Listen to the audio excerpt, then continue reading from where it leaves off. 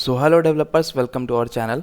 तो दोस्तों, last video में हम लोगों ने सीखा था इससे पहले वाले वीडियो में, जिसमें कि हम लोगों ने यूज स्टेट हुक्स की मदद से सीख लिया था कि किस तरह से हम लोग स्ट्रिंग के वैल्यू को स्टोर कराते हैं एक वेरिएबल में, और हम लोग जब जब उसको वैल्यू अपडेट करना चाहते हैं तो हम लोग उसका सेट फंक्शन कॉल करते हैं और जिसकी वजह से वो उसका वैल्यू चेंज कर देता है। तो आज के वीडियो में हम लोग सीखेंगे कि किस तरह से हम लोग अपने डेटा में एरे को स्टोर करा सकते हैं, उसके बाद फिर ऑब्जेक्ट को भी स्टोर करा सकते हैं, और उसमें हम लोग टर्नरी ऑपरेटर के बारे में सीखेंगे कि हमें अगर ऑब्जेक्ट नल आ रहा है तो हम उस टाइम किस तरह से चेक करें कि अगर मेरा ऑब्जेक्ट नल है तो हम लोग उस टाइम सही से इसको यूज़ करें। तो चलिए विदाउट एनी डिले स्टार्ट करते हैं। उससे पहले अगर आप लोग नए हैं मेरे चैनल पे तो मेरे चैनल को सब्सक्राइब कर दें, मेरे वीडियोस को लाइक कर दें और अपने दोस्तों में भी शेयर करें। तो दोस्तों, सबसे पहले मैं आप लोग को लेके चलता हूँ अपने VS कोड में, जिसमें कि लास्ट वीडियो में हम लोगों ने सीख लिया था कि किस तरह से हम लोग सेट नेम करते हैं दानिश, और हम लोग किस तरह से सेट नेम फंक्शन को कॉल करते हैं और उसके वैल्यू में अपडेट करते हैं। तो आज हम लोग क्या करेंगे, यहाँ पे तो हम लोग उस टाइम स्ट्रिंग लिए थे, तो आज हम लोग क्या करते हैं, यहाँ पे डेटा नल लेते हैं, एक एम्प्टी एरे लेते हैं। ठीक है, तो जैसे ही हम लोग एम्प्टी एरे देंगे तो क्या करेगा, उसके कंस्ट्रक्टर में जाके दिस डॉट नेम में एम्प्टी एरे ले लेगा और यहाँ से नेम को हम लोग हटा के डेटा कर देते हैं और सेट नेम को हटा के हम लोग क्या कर देते हैं, सेट डेटा। ओके, यहाँ से होने के बाद अब हम लोग ये जो सेट नेम फंक्शन है इसको यहाँ पे कमेंट करते हैं और यहाँ पे जो हैंडल क्लिक ऑन है वो इस तरह से डालते हैं। अब नेम जो है हम लोग यहाँ पे प्रिंट करा है उसको डेटा से कन्वर्ट कर देते हैं। तो अब हम यहाँ पे डेटा, तो अब मैं इसको सेव करूँ तो सेव करूँगा तो आप लोग UI पे देखिएगा हमारा कुछ भी नहीं शो करा रहा है। क्यों? क्योंकि हमारे एरे में कोई भी ऑब्जेक्ट नहीं। जैसे ही मैं यहाँ पे एरे में कोई भी एक स्ट्रिंग वैल्यू डालूँ, जैसे दानिश, तो मैं जैसे यहाँ पे दूंगा, अब मैं सेव करता हूँ तो अब आप सेव कर लिया है तो देखिए यहाँ पे दानिश मुझे दिख रहा है। ठीक है, अब हम लोग को क्या करना है, डेटा को चेंज करना है। मान के चलिए आप लोग एक API कॉल किए हैं, API कॉल हुआ है यूज़ इफेक्ट की मदद से। आप लोग को अगर यूज़ इफेक्ट के बारे में नहीं पता है तो मैं उसके लिए भी वीडियो लेकर आऊँगा जिसमें आप लोग बहुत कुछ सीख जाएंगे उसके बारे में।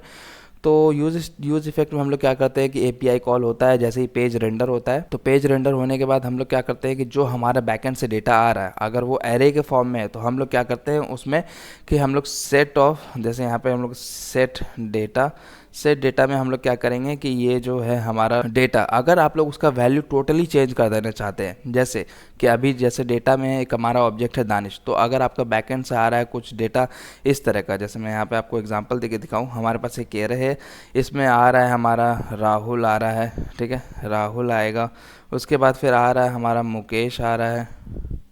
ओके, मुकेश आ रहा है, या फिर एक और आ जाएगा, जैसे रानी आ जाएगा। ठीक है, तो इस तरह का अगर आपको मान के चलिए कि हमारा बैकएंड से रिस्पांस आ रहा है इस एरे में और हम इस एरे को हम इस डेटा में सेट कराना चाहते हैं, तो सिंपल से हम लोग क्या करेंगे कि वो जो एरे हमारा आएगा इस पूरे एरे को यहाँ से हटा कॉपी करेंगे और इसमें पेस्ट कर देंगे। ठीक है, तो ये क्या करेगा, सेट डेटा में हमारा राहुल, मुकेश और रानी को सेट कर देगा और जो हमारा दानिश का जो डेटा था वो अब उस पर ओवरराइड कर देगा। तो अब मैं यहाँ पे सेव करूँ, सेव करने के बाद UI पे दिखाऊँ, तो UI पे जैसे दिखाऊंगा, ओके वेट, हम लोग यहाँ पे सेव तो कर लिए Rahul Mukesh, okay on click पे। ठीक है, तो अब हम लोग यहाँ पे चलते हैं, जैसे ही मैं इस पर क्लिक करूँगा चेंज नेम पे, तो देखिए जैसे मैंने क्लिक किया तो यहाँ पर राहुल, मुकेश, रानी, मुझे यहाँ तीनों नेम प्रिंट करवा दिया है। ओके, तो इस तरह से दोस्तों हम लोग अपडेट करते हैं एरे के स्टेट को, यूज स्टेट को। तो अब हम लोग के पास दूसरा केस क्या आता है कि मान लीजिए हमारे पास बैकएंड से जो डेटा आ रहा है, ठीक है, ये जो बैकएंड से हमारा डेटा आ रहा है, तो हम लोग क्या चाहते हैं कि ये दानिश के साथ साथ ऐड हो जाए, जो हमारा इनिशियल वैल्यू है वो उसके साथ साथ ऐड हो जाए। तो हम लोग यहाँ पे क्या करते हैं, जैसे हम लोग, अब हम लोग को यहाँ पे क्या करना होगा, हम लोग यहाँ पे इस लाइन को पहले कमेंट करते हैं। कमेंट करने के बाद अब देखिए सेट डेटा में हम लोग को किस तरह से डेटा के साथ अपेंड करना है। तो सेट डेटा हम लोग ये फंक्शन कॉल करेंगे और इसके अंदर हम लोग क्या करेंगे, पहले हम लोग क्या करेंगे, ऑब्जेक्ट डिस्ट्रक्चरिंग करके इसमें क्या करेंगे कि हम लोग डेटा को कॉल करेंगे। तो ये क्या करेगा, ट्रिपल डॉट डेटा क्या करेगा, जो इनिशियल वैल्यू है, मतलब जो इसका वैल्यू है डेटा का ऑलरेडी जो एरे में, तो वो पूरा ऐड कर देगा। और फिर जो हम लोग जो भी आइटम डालेंगे, जैसे अगर आपको मान लीजिए राहुल आ रहा है, राहुल आ गया, फिर उसके बाद आ गया, जैसे मान लीजिए ना कि आपके पास ये ही डेटा आ गया। ओके, ये वाला को मैं पूरे को कॉपी करता हूँ, वेट, ये पूरे को मैं यहाँ से कॉपी कर लेता हूँ और यहाँ पे पेस्ट करता हूँ। जैसे मैं पेस्ट करूँगा यहाँ राहुल, हाँ ओके, तो अब ये क्या किया, सेट डेटा, स्पेलिंग सही कर लेते हैं हम लोग।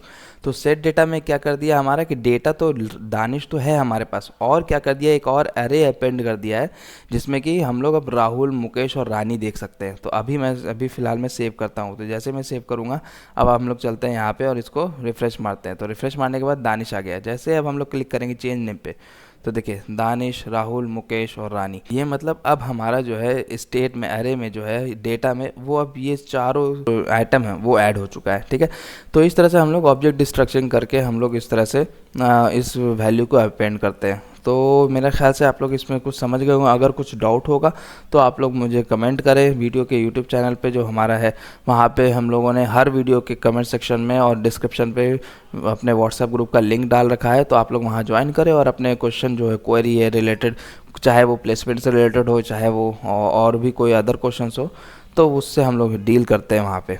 ठीक है, तो ये तो हो गया अरे से रिलेटेड। अब हम लोग को मान लिए जब हमारा ऑब्जेक्ट के थ्रू हम लोग यूज स्टेट के थ्रू हैंडल कर रहे हैं डेटा को अपने, तो यहाँ पे अब हम लोग क्या करते हैं, पूरे चीज़ को अब हम लोग कमेंट मारते हैं यहाँ से। तो हम लोगों ने इसको सारे को कमेंट मार दिया। अब हमको क्या करना है, यहाँ पे अरे को ना लेकर के हम लोग यहाँ पे ऑब्जेक्ट लेंगे। तो ये ऑब्जेक्ट लेते हैं। ऑब्जेक्ट हमारा क्या है, अभी हम लोगों ने इस ऑब्जेक्ट में कुछ नहीं प्रिंट करा है।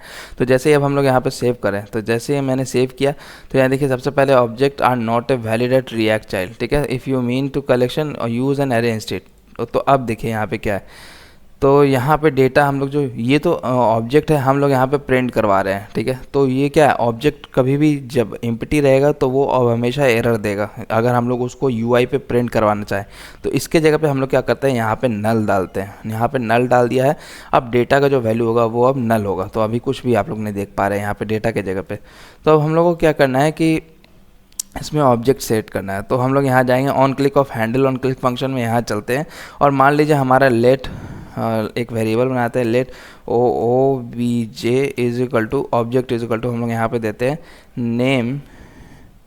नेम इज इक्वल टू हम लोग यहाँ पे देते हैं दानिश, और एज दे देते हैं हम लोग यहाँ पे 24, और इसके बाद फिर हम लोग यहाँ पे एड्रेस दे देते हैं। एड्रेस दे दिया। अब हम लोगों ने यहाँ पे एड्रेस देने के बाद मैं दे देता हूँ पुणे महाराष्ट्र। मैं पुणे महाराष्ट्र दे दिया। अब मुझे क्या करना है, जैसे ये फंक्शन कॉल हो तो मुझे उस डेटा में ये ऑब्जेक्ट को सेट कर देना है। तो हम लोग सिंपल सा सेट डेटा फंक्शन कॉल करेंगे और उसमें ओबीजे पास कर देंगे। ओबीजे पास करने के बाद अब देखिएगा जैसे मैंने ओबीजे पास कर दिया, अब हमारे यूआई में क्या शो होगा। ओके, तो हम लोग यहाँ से रिफ्रेश करते हैं। जैसे ही क्लिक करेंगे तो देखिए यहाँ पे objects are not a valid react. क्यों?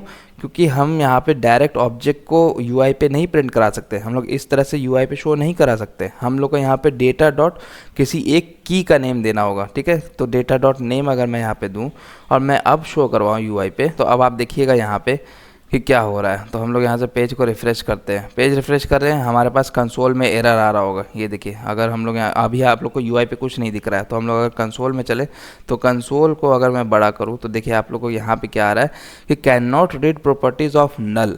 मैं इसका रीज़न बताता हूँ। Cannot read the properties of null.